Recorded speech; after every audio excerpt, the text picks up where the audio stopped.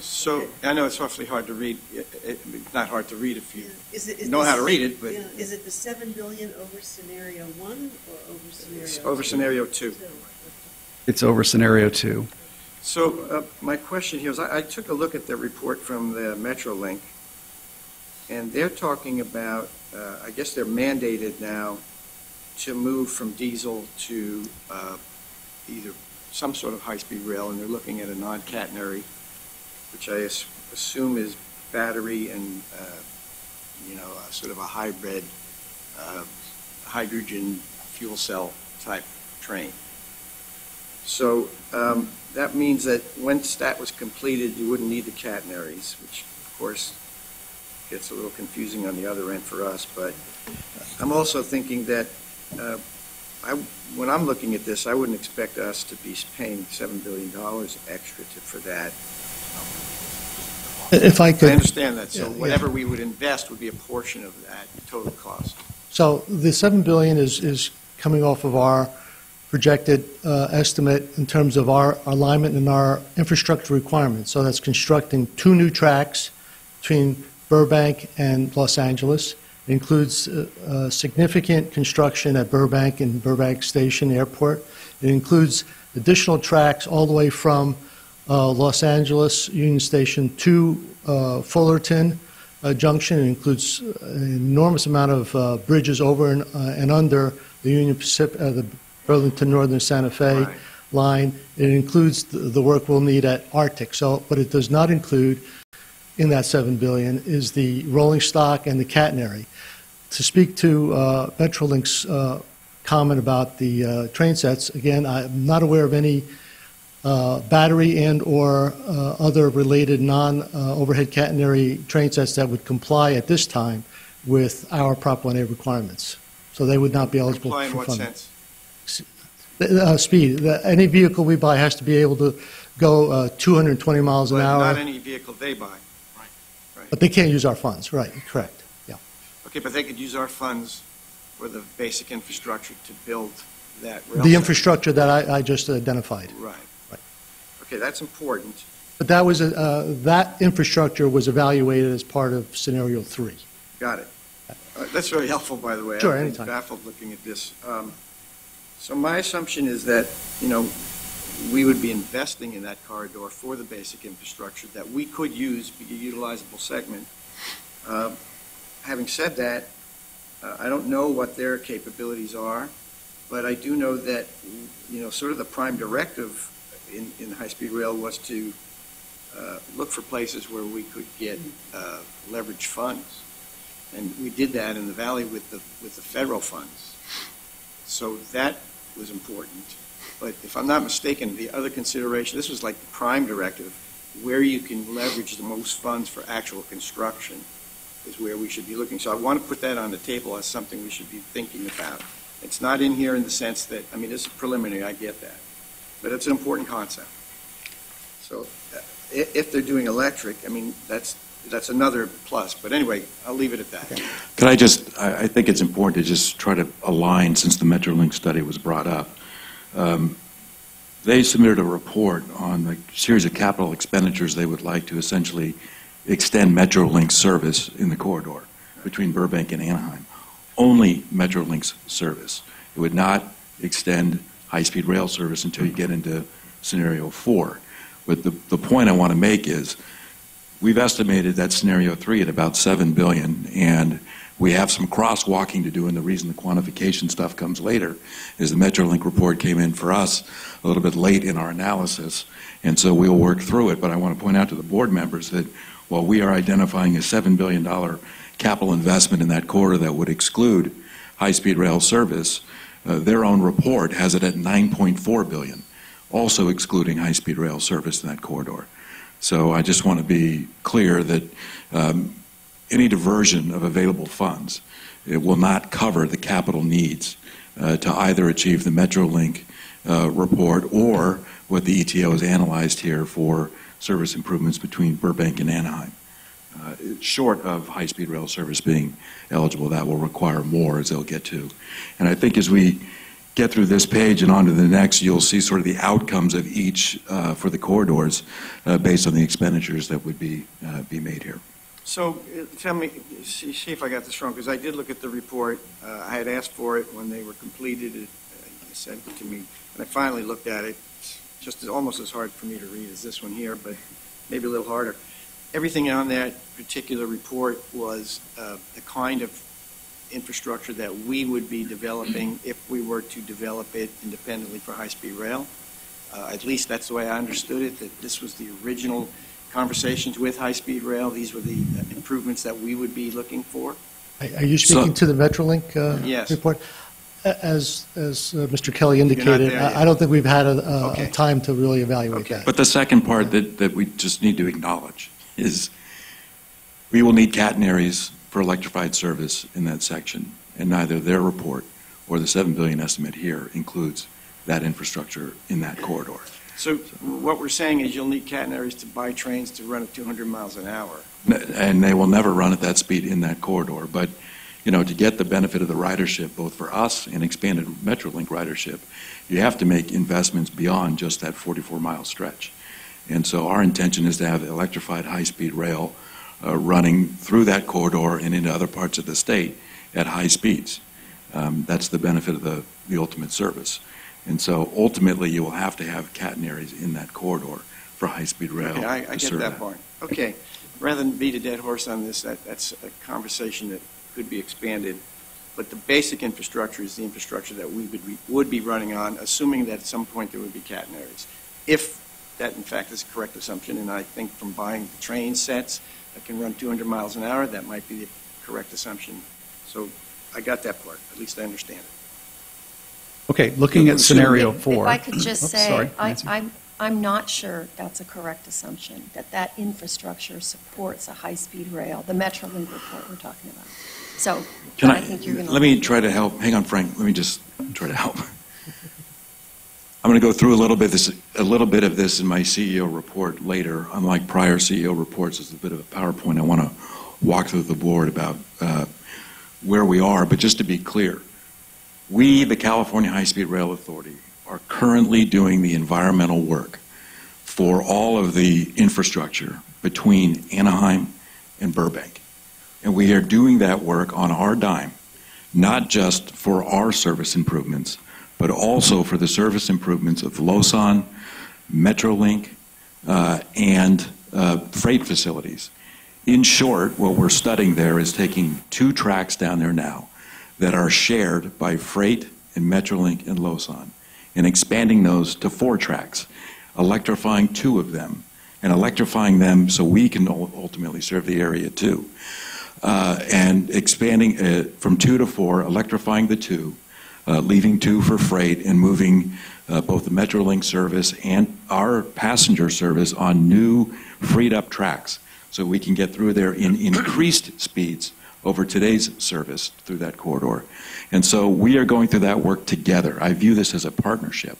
I view what we're doing with Metrolink and Losan as a partnership.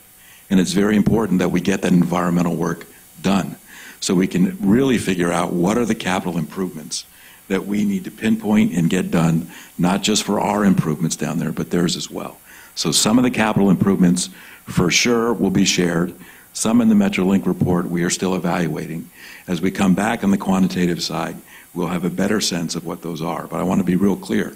We are working together in that corridor to make things work down there. And another important partner down there is also BNSF, who, to make it work for either passenger service, Metrolink, Losan, or ours, we need BNSF to relocate some facilities, and we're working on that process as well through the environmental document. So there's a lot of work going on down there to benefit all of the services in this corridor.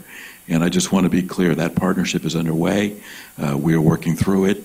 As we get that work done, we'll have a better sense of exactly what infrastructure needs to be done for what entity. But essentially, we're looking at widening through the existing right-of-way that primarily serves freight today in shared tracks for passenger to be a much better service for passenger rail not just ours, but also Metrolinx and Losan. That work is underway now, and ultimately we'll figure out the shared construction strategy and cost strategy as we move through the environmental document. But Brian, it's apparent that some board members, even the press, have the copy of the report coming from Los Angeles. Yeah. I certainly don't have one, and I'm sure there are other board members that don't have one. Could we expect a copy of that then? Absolutely. Very good. Okay, thank you. Well, no, I'm sorry. I thought Yes. Nancy was still on there. No? No. Okay. So I agree with you, Brian, on the EIR. That's mission critical. But it doesn't really change the fact that the work that at least I saw is our basic infrastructure work that we will be utilizing. So that was the question, rather than getting to the catenaries. And I appreciate all the work with the partners on the corridor. And I think, considering the latest executive order, the greenhouse gas and other emissions are mission critical to anything we do. And, improving freight is going to be critical to that. So I'm with you on that 100%. Okay, Sorry. thank you. Just a reminder on scenario 3 as far as what is really moving the greenhouse gas needle. So in NorCal, in the Peninsula Corridor, there is an electrification project funded and ongoing now, which will support that. And in Southern California, there is not an electrification program yet underway. On scenario 4, so then we're comparing again the 3 corridors and looking at the change in service. So from 3 to 4 in the Northern Cal or Peninsula Corridor, we do increase by 2 trains the service, and now we're running true high-speed rail service at that point, but it's an additional $3 billion investment is required, and that's cumulative with the scenario 3 investment, so it would be $7 billion total cumulative for Northern California to get to high-speed rail service, and it still would not be connected to the Central Valley. It would be a standalone service running from Gilroy to 4th and King. In the Central Valley, then, at $4.8 billion, you're looking at high-speed rail service, 1 train per hour per direction during the day for 18 hours, and it would start at Merced and run through to Bakersfield. And then the Southern California corridor, now you're looking at an increase of 2 trains being the high-speed rail service, both electrified, and that would be an additional $5 billion on top of the $7 billion in scenario 2 or 3, so that would bring you to 12, approximately 12, and that does not include rolling stock, and it does not include other regional investments that would be required in the area, because remember, we're just strengthening the Burbank Airport to Anaheim section of the network there. If I can then refer you to slide number 7, and so this is what Brian was talking about. It's kind of like, well, what do you get for what? So if you're looking at the Peninsula Corridor, you get maybe 110 miles an hour in the future with electrified, without the rolling stock, and you're getting 77 miles of shared corridor. So that cost would be excess of $4 billion. The thing to look at here, the 3 columns, ridership revenue, greenhouse gas or GHG benefits, and expected congestion relief, those 3 columns will be the subject of the quantitative analysis, which is coming next, the next step.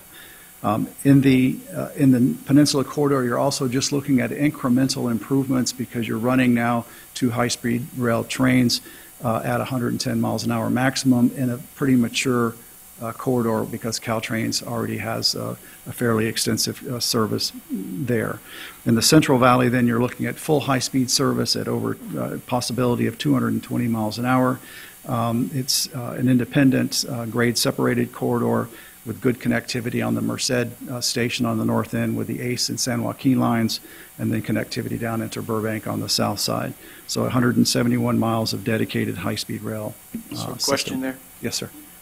So you say 220, which is the maximum capability, right? But operationally, I think over here or somewhere else, but I know in the report, one of the reports earlier, we're really talking about 180, operationally speaking. The system will be designed to operate at 220 high-speed rail. The 180 came up because as you do the interim service, which is a commuter stops, that there are more frequent stops for the San Joaquins, and consequently your acceleration, deceleration is that you probably will only get to about 185 However, the system is designed, and Right. once Valley to Valley begins, it'll be a 220 operation. Okay, so once you have the Pacheco Pass or some Right. version of that, you can operate at a full 220? Full 220, yeah. The 180 is because of the more frequent stops that the commuter Right. train does. And that would be to Bakersfield to Merced? That's correct. You use the word, and I mean, I certainly understand what incremental means. I'm sorry. Oh, incremental versus significant. I mean, how are you using that? Well, it's a bit of a subjective term, but incremental means they already have existing service in the NorCal, in the Peninsula Corridor with Caltrains and commuter rail service. So we're just adding, if you can see from, well, you'd have to go back to the previous slide, where we were looking at train service of 10 total train trips per hour per direction during peak, and that's incrementally up from 8, which is incrementally up from 6. So we're just adding more lines, but you're also pulling passengers off the existing lines as well as introducing new passengers into the system.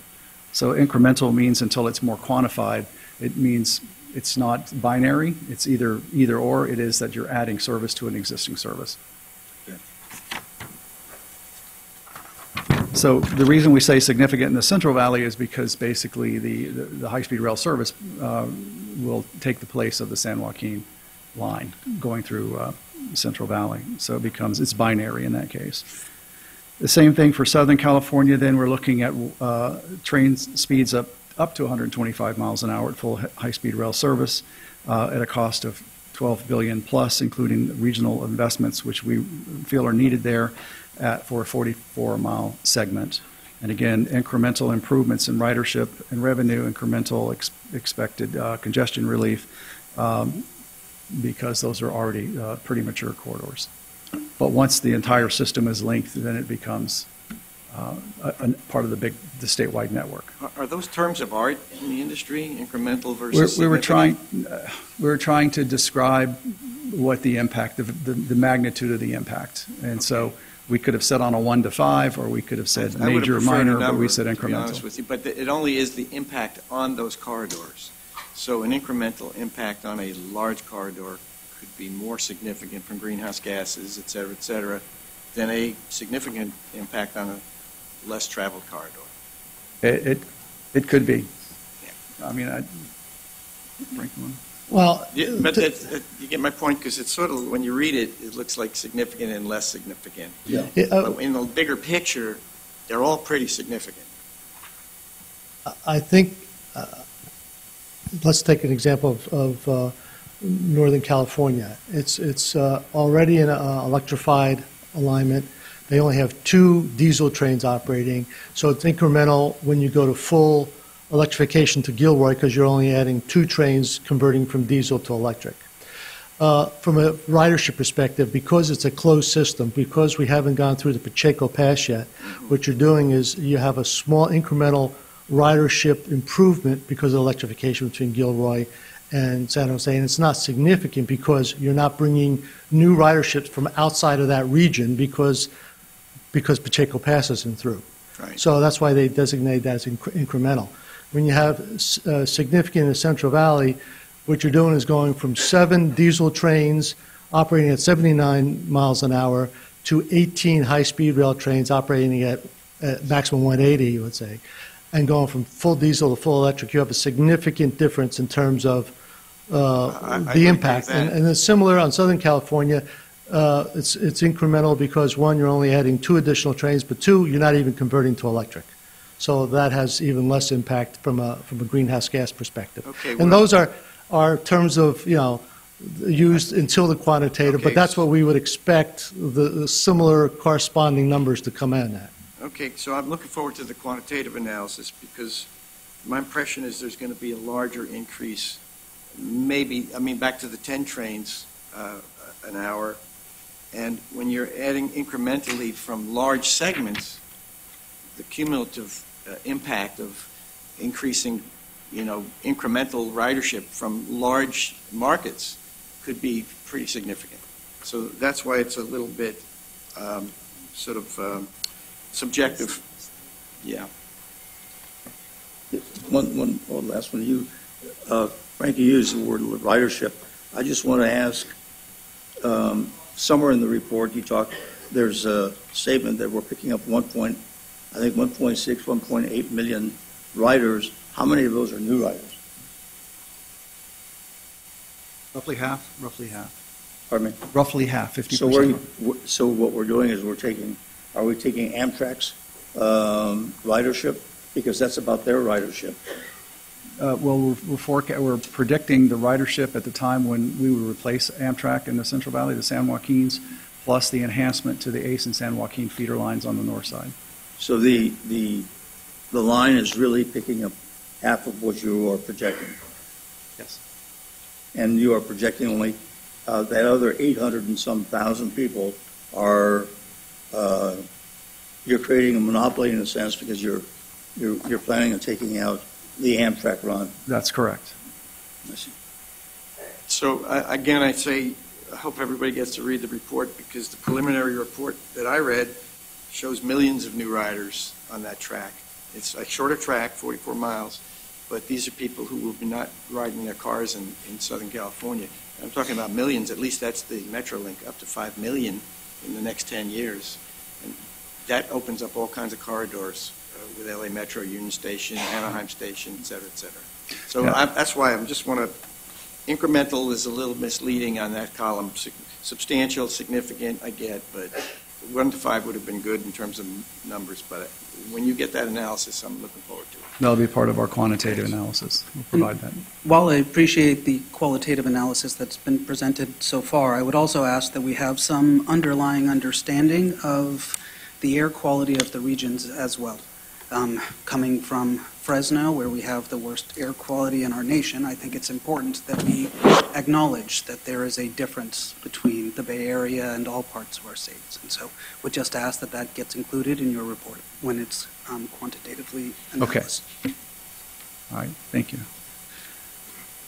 The next slide is slide 8, and now we've already touched on some of these results here, but preliminary findings in NorCal is that the Northern California requires regional investment in addition to the high-speed rail investment, meaning additional fleet and capacity, signal systems, et cetera. The Caltrans business plan highlights these capital requirements for non-high-speed rail rolling stock and rail systems. The high-speed rail operating expenses would significantly, we believe, exceed revenues as a standalone corridor because it doesn't get the benefit of connecting to the rest of the network, the rest of the high-speed rail line, and there are marginal benefits from standalone high-speed rail service until it does connect to the Central Valley. Our preliminary findings in Southern California, the minimum high-speed rail infrastructure cost alone exceeds almost 1.5 times the $4.8 billion, as I showed on a previous slide, up to $12 billion for full high-speed rail service. The full regional benefits of high-speed rail investment can only be realized with a concurrent new regional capital investment. Again, if you're improving the Burbank Airport to Anaheim portion of this network, and that's the only piece you improve, then you have a lot of capacity that doesn't get used if you're not enhancing the connecting parts of the network. Mr. Chairman, so I see the analysis in the north and the south. Is that okay in the central? Okay, I'm sorry. Go ahead. Okay. Incremental ridership benefits will be significantly higher if all the connecting services are concurrently improved with the Burbank to Anaheim's high-speed rail section there, segment. Preliminary findings for the Central Valley full build, the benefits if we do connect in Merced to Bakersfield with the planned enhancements to ACE and San Joaquin on the north side, that will create significant value in the Central Valley. More train miles, they're almost doubled what we're offering now, reduction in more than 90 minutes travel time, more efficient cost per mile, and certainly complements the ACE and San Joaquin enhancements. Again, these sound a bit subjective, and we'll provide more detail in the So quantitative that's kind of where I'd analysis. like to make my point. Yep. That both of these, less so, I think, in the north because there's less connectivity. That's more of a closed system. But both of these are based on, any of the actual analysis and the improvements are significantly based on complementary enhancements to the systems that they're connecting to, correct? That's correct. Yeah, and I'd like to see that explored, as much as possible in the next report, because the clarity is, I read through the Southern California one, Metrolink, and there's a significant, and it's indicated here, but it's not really clear in either, and it maybe in both of them. I know the enhancements to ACE are planned, they're substantial. I'm not familiar with San Joaquin, but the connectivity, the value of this is the connectivity right now in Merced. Until there is a Pacheco Pass, all of this improvement in the valley means nothing if there's no connectivity at Merced or somewhere around Merced, between whether you're going to Sacramento or to San Jose. The key point is that it connects and goes all the way. So, and it's not quite the same in Southern California, although we'll hear, I think, according to the chairman's, the CEO's report, the connectivity to a new line into Vegas will add substantial value. So the potential connectivity is vast there. But the existing connectivity, the one thing, I'm from New York, I'm kind of used to going into Grand Central Station, actually Penn Station. You get off there and there's just trains going everywhere. There's subways going everywhere. Union Station is beginning to look like that to me. I like to fly into Burbank, take the train down, get off there, and I can go almost anywhere in LA area now. There's going to be a vast improvement in that if we upgrade this line. So I want that as much as possible considered. That's going to be the basis for the discussion going forward, at least in the legislature as I'm aware of, because I've been made aware of it. It's not that these are new lines, but they carry tons of passengers. And the more you can get from, just think about flying into Burbank, hopping on the train, whether it's a Metrolink train or a high-speed rail train or any other train, Amtrak, Losan, getting to Union Station and anywhere in the Southern California, in the LA Basin, is really the connectivity question. And to me, those are the two questions that we need to grapple with. And the same in the Valley. There's no point in making any upgrades, essentially, in my mind, in the Valley if we don't connect to Merced and improve those corridors, both to San Jose and to Sacramento, short of the Pacheco Pass tunnel. So I want to make sure we really get a sense of that. Okay, thank you. Slide 11, then we look at the preliminary findings, Central Valley, a partial build. What if we do not complete that work there that's currently planned to go north to Merced on the north end and then south to Bakersfield? Is that basically you will have a infrastructure there between Madera and Poplar Avenue that will not have rolling stock to operate on it because it's not included. The funding is in the 4.8 for the rolling stock. Limited use of the infrastructure then, so we're not using it to its full potential. There's cost associated with the connections and the BNSF line to make sure that between Madera and Poplar Avenue fit to diesel operation. And so though since you can't run high-speed rail electrified rolling stock, you'll have to run something else on that corridor. The connectivity at the north end, then so you have a problem with the ACE line terminates in Merced, so you have to then pick up those passengers and carry them down to Madera, where you'd put them on some kind of non-electrified service through to Poplar Avenue. We think in that scenario, there's also limited or minimal environmental improvements or positive impacts to the environment. Mr. Chairman, can you quantify the throwaway costs that were referenced in the third bullet point?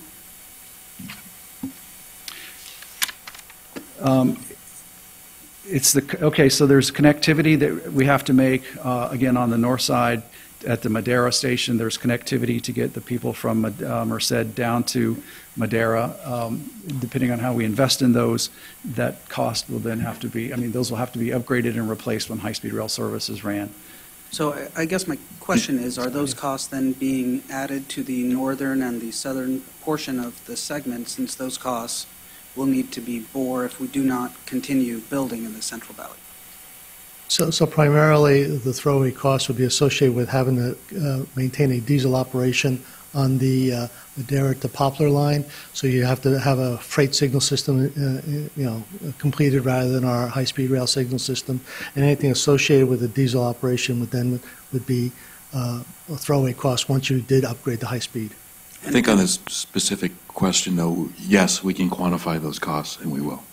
And finally, we haven't mentioned ARA funds, and I think it is pertinent to the discussion to make sure that we meet our federal obligations. And I'm wondering if there is some analysis or a way we can include that into the northern and southern portion of these segments.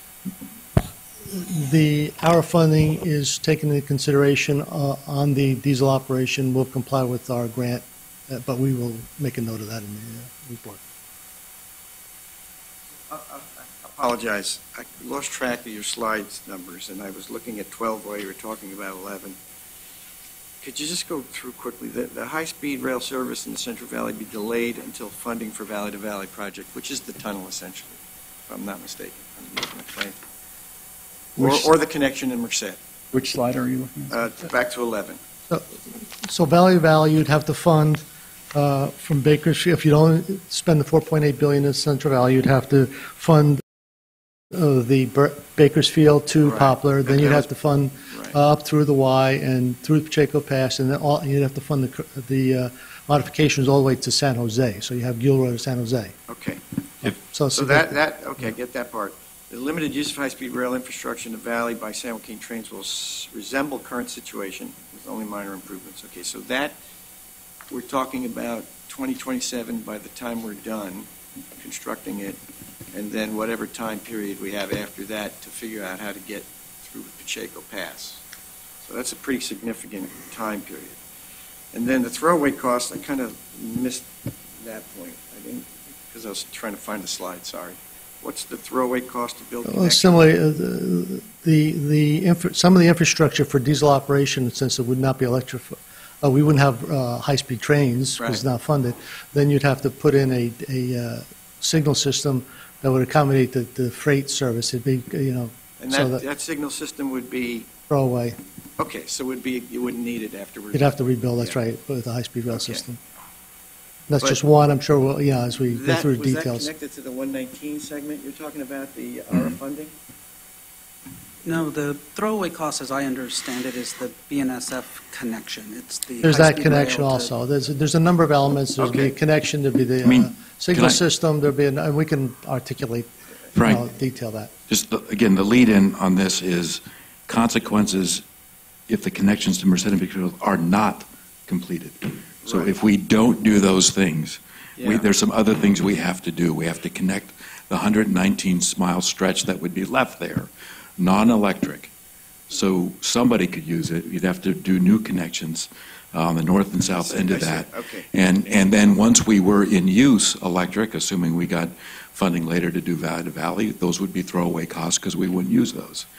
And so the issue is, this is what happens if we don't move forward, or we stay at the 119. Okay, well- There's some consequences there. I'll take exception to that last sentence, but I'm absolutely 100% with you on the first part of that. In my mind, there's just no way we don't build to Merced or some version of that. Because as I said earlier, that is an abandoned sort of asset if you do not connect. So having said that, I don't think, well, anyway, we'll leave it at that. Because my perspective here is that whatever we do, mission critical right now is the 119 miles. And second to that is connecting to Merced in some capacity. I will take exception to some of the other things that are being said at some point. And what I'm interested in comparing is not the Central Valley to the Southern California corridor or to the Northern California corridor, but completing a Central Valley element that goes from Bakersfield to Merced, but might be a different system than a catenary system at this stage of the game, so that you don't have to get off in Merced to continue your train ride to San Jose. And if I'm not mistaken, there's new diesel, low-emission, high-speed diesel that does 120. So comparing that to the proposal is what I'm interested in finding out about, so that you have a one-seat ride from Bakersfield to San Jose, not a two-seat ride, which everything I know about trains, everybody says you got to have a one-seat ride to really build capacity in terms of ridership. And the same with going to Sacramento, a one-seat ride. So if you electrify a portion of it, you have to get off the train. And there's no real looking at Merced for electrification north. So those are the kind of questions that have come up in my thinking about this, and I think they're important. May I, Mr. Chair? So I have a little different take. I'm a little bit, just in the macro sense, I understand where and why we got to this place was because there was the initial motion back in the spring about, let's try and figure out with our partners in Southern California and our partners in Northern California and Central and our system, what makes the most sense, and are we proceeding the way that we should? We asked our experts to go back and take a look at that, and I think they've provided to us an analysis of what that is. We have comments on that analysis from our board about whether or not you agree with it or not, but I do think the issue of diesel, in my mind, is off the table. I'm not interested in a diesel system anywhere. And secondly, high-speed rail is what I'm interested in, and I think that we can talk about this in a way that doesn't rob Peter to pay Paul, and to look at where we might have opportunities for our partners and this system, because we all understand the benefit of it being a built-out system. We obviously don't have the right resources for that now. That certainly doesn't mean we won't have them in the future, and we need to be mindful of that this is not just all the money we have, and this is all that we're doing. We have a project here that will have legs and will go forward, and we need to keep to that, and to keep to that faith, I should say. I want to thank you for this. I understand it, and I appreciate the work that you've done, and I look forward to next month's additional information. I reviewed the 2018 business plan, and Brian, we signed, the board agreed, and you assigned a letter stating that we have learned from the past, our mistakes from the past. And I think one of the mistakes that you laid out, you mentioned, was the mistake of maybe prematurely signing some contracts that put us behind the gun, and we were not allowed. I mean, we're still paying for those things. Whether or not, I was not on the board, and many of us were not on the board, but whatever the decision was, I'm not going to try to second guess that, and we might look at it today and say we're paying for those mistakes. But when we start to look at electrification, those are electives.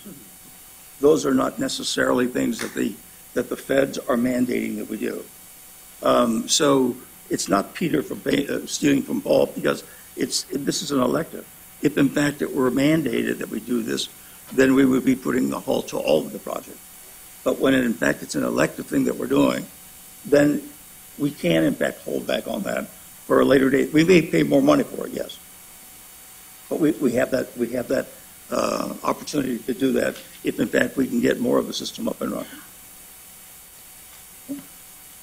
Okay, can I just ask that we go to your plans for next steps, and then I want to ask Brian just to conclude with where we go from here and when we should expect the next stage. Okay. Yes. So slide 12. Proposed next steps are to complete the qualitative report. It's in final draft now, and it will be to the board before the end of the month. Continue the quantitative phase, which includes, again, continuing to work with our stakeholders that I've mentioned earlier in the presentation in both Northern California, Southern California, and the Central Valley, to make sure we have all of their, let's say, their thoughts and ideas captured in that final report and analyzed. To summarize the high-speed rail capital cost and show regional benefits and needs quantitatively, as well as estimates of ridership revenue and greenhouse gas emission and congestion reduction, and generate that final quantitative report in the first quarter of 2020, so between January and March. Could I ask for a slightly different element on the GHG and congestion benefit, rather than one versus the other, which is sort of the way this has been portrayed? I believe there's GHG and congestion benefits that could be maximized, especially in the valley, depending on what we do. If it's where we spend the money in this corridor versus this corridor versus this corridor, and each one has a discrete amount of GHG gases, if we spent the money slightly differently, we might maximize those potentials I don't know if you're capable or at this point you can look at that, but that's the way I want to look at it. That there's elements here that we could maximize if we use a little more imagination. I mean, this is not an either-or, and nobody's talking about building a diesel system. Nancy and I want to talk to you a little bit about that.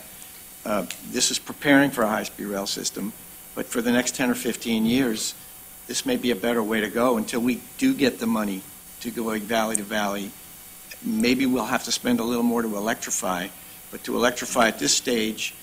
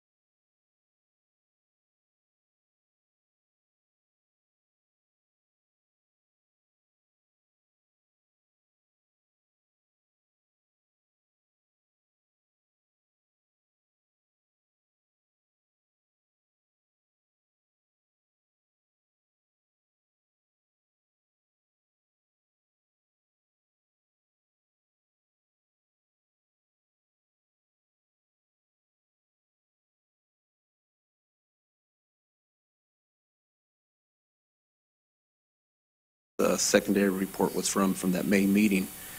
I mean, just looking at the numbers, it appears that obviously the question is $4.8 billion and where it makes sense to use these dollars. So part of what we're talking about is going Merced to Bakersfield. Then your scenarios lay out all the different options and the costs under each scenario. And it just, based on what I'm seeing, is, and as Brian had indicated earlier, looking at the Metro report, even though one of the scenarios talks about $7 billion, even the Metro report says it might be higher. So, we come back, at least in my mind, to the $4.8 billion and where is it best used. Now, I look at the preliminary report that we received this morning, and under preliminary key observations, Brian, I don't know if this question is for you, but, I mean, they make some preliminary observations. Do you anticipate in the final report that report being counter or contra to anything that's on these key observations before us today? That might be a better question for the ETOs doing the analysis Are they still in terms of whether the qualitative, if I understand the question right, whether you would anticipate your qualitative findings changing after the quantitative part is complete. Correct. So again, you're asking about the incremental versus Yes. yes, and I don't see that from our study so far that we'll see any real new information.